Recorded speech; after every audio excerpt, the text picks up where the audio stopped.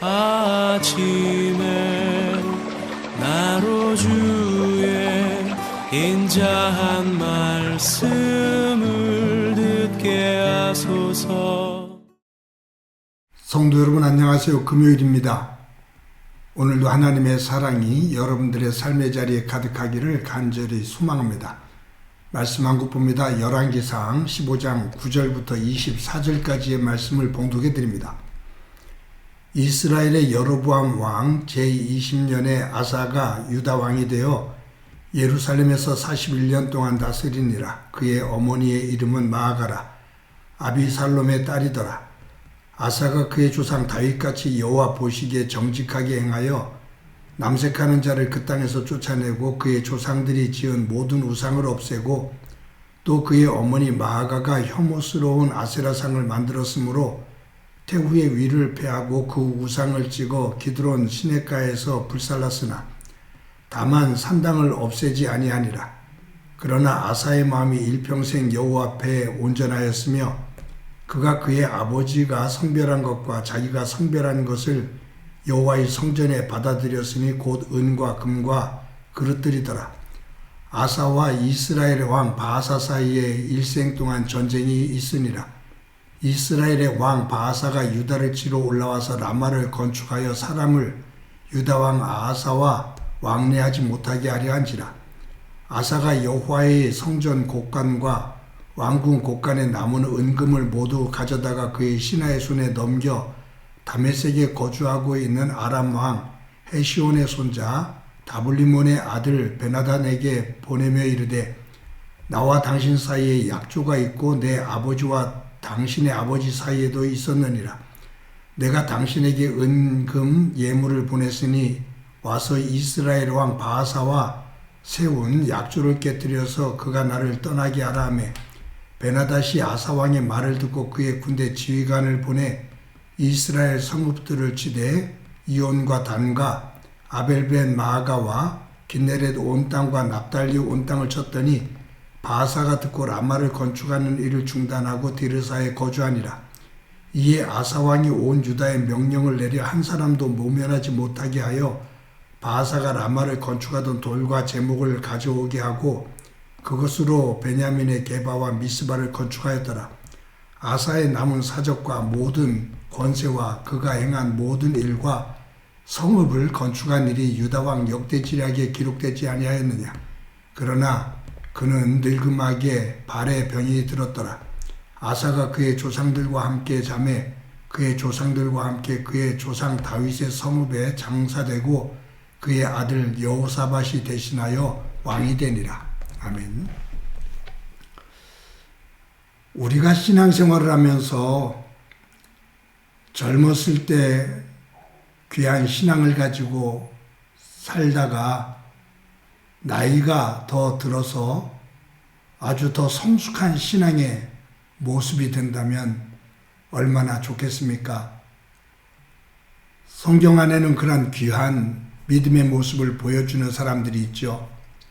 대표적으로 믿음의 조상 아브라함입니다.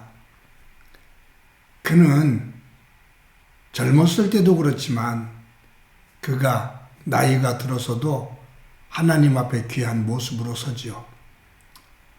또 그런 모습을 보인 사람이 다니엘입니다. 아주 젊었을 때 그가 보여주고 있는 믿음은 정말로 깨끗하고 맑은 믿음의 모습입니다. 그가 나이가 많고 또 한 나라의 총리가 되어 있는 상태 속에서도 그는 그 상황, 어려운 상황을 무릅쓰고 더 귀한 믿음의 모습으로 서게 되죠. 그런 아브라함과 또 다니엘, 이들의 믿음의 모습은 우리 모두의 부러움이 되어지고 또 하나님께서 그들에게 주신 놀라운 축복을 우리가 성경에서 볼 수가 있습니다. 오늘 본문에 보면 아비암 왕의 아들 아사가 왕이 됩니다. 아사 왕에 대한 내용들이 기록되어 있죠. 아사 왕은 유다 왕들이 참 악한 왕들이 많거든요. 근데 그 왕들 가운데 아사 왕과 히스기야 왕, 요시야 왕, 이 다윗 이후로 이 세 왕을 선왕이라고 그렇게 사람들이 이름을 붙입니다. 별명을 붙이죠. 선한 왕이다 그 말이에요. 그만큼 이 아사 왕은 그 악하고 험악했던 왕들 속에서 하나님의 뜻을 이뤘던 사람입니다. 아사는 왕이 된 다음에 자기의 아버지 아비암 왕, 그의 행적을 쫓지를 않아요.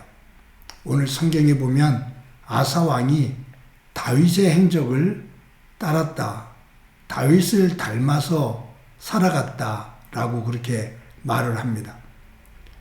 아사는 왕이 된 다음에 유다에 있는 우상들을 찍어버려요. 그리고 그의 할머니가 들여온 아세라상을 찍어서 불태웁니다. 그리고 우상을 섬기는 할머니를 태후에 그 직책에서 폐위시킵니다.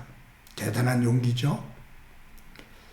그리고 이 아사 왕은 유다 땅 안에 있는 성적인 문란한 모습들, 남색하는 자들, 그들을 다 쫓아냅니다. 이런 부분에 있어서 오늘 본문에서 아사에 대해서 뭐라고 말씀하고 있냐면 14절에 이렇게 나오죠. 14절에 보면 다만 산당은 없애지 아니하니라 그러나 아사의 마음이 일평생 여호와 앞에 온전하였으며, 이 열왕기상 저자는 아사의 행적에 대해서 이야기를 하면서 아사는 여호와 앞에 온전하였다라고 말합니다. 근데 그의 아버지 아비암에 대해서 말할 때는 15장 3절에서 이렇게 말해요. 그의 하나님 여호와 앞에 온전하지 못하였으나, 그의 아버지 아비암은 하나님 안에서 앞에서 온전하지 못한 삶을 살았다. 그런데 그의 아들 아사는 하나님 앞에서 온전한 모습이었다. 온전한 삶을 살았다라고 말해요. 이런 모습을 보였기 때문에 사람들은 히스기야와 요시야 왕과 함께 이 아사를 그렇게 칭찬을 하면서 선한 왕으로 인정을 하는 거죠. 그런데 이 아사 왕에게 조금 아쉬운 것이 하나 있습니다. 나이가 많아지면서 그가 잠깐 곁길로 빠져요. 오늘 본문에도 나오죠. 그게 뭐냐 하면 이스라엘의 바하사 왕, 이 바하상과 일평생 동안 왕으로 있는 동안 전쟁을 끊임없이 합니다.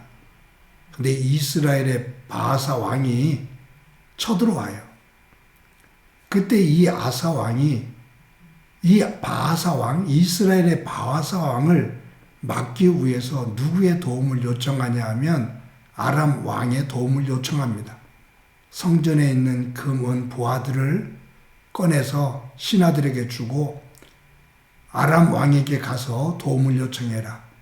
군사 지원을 요청해라.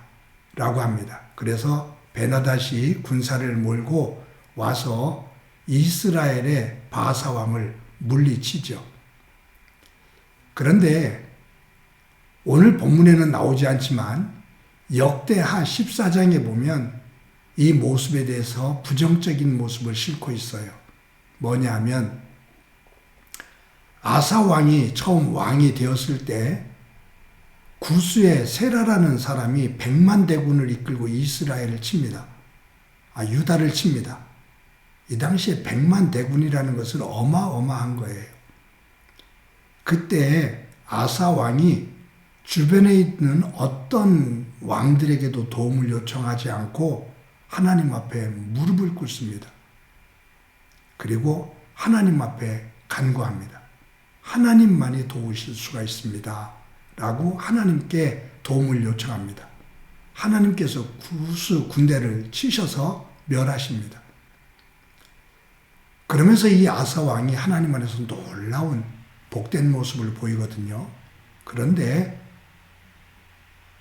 그의 후반기에 들어서 말씀드린 것처럼 이스라엘 왕 바사가 쳐들어왔을 때 구스 사람 세라가 쳐들어왔을 때와 달리 아람 왕에게 도움을 요청하고 사람을 의지해요. 발빠르게 사람에게 도움을 요청하면서 움직이는 거죠. 근데 오늘 묘하게도 오늘 이 열왕기상 저자는 아사 왕이 늙음하기 그의 발에 병이 들었다라고 말합니다. 이 발에 병이 들고 그로 인해서 죽게 됩니다.